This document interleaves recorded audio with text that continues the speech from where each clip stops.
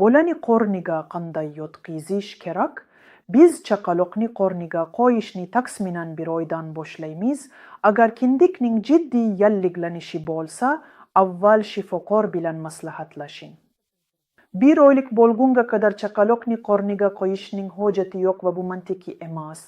Chunki tugma reflekslar kuchli va bunga to'sqinlik qiladi. Qorni bilan yotqizish chaqaloq uchun qiyin ish, lekin u ham juda muhim. Uning mushaklari kuchayib ishlay boshlaydi. Farzandingizni birinchi marta yotqizishni boshlaganingizda, uni yumshoq joyda bajaring va 3 oyga yaqinroq bo'lganda, siz qattiq joyga o'tishingiz mumkin. Bir oylik chaqaloq bir necha daqiqa qornida yotishi mumkin. Vaqt o'tishi bilan bu oraliq 10-15 daqiqagacha oshadi. Agar chaqalogingiz qornida yotishni unchalik yoqtirmasa, quyidagi usullarni sinab ko'ring. Uni ko'kragingizga yotqizing.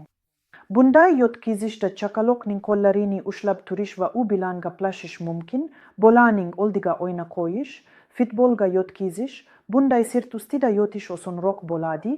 Uni tizzangizga qo'yish va chaqaloqni shoxdagi yo'lbars holatida ko'tarib yurish.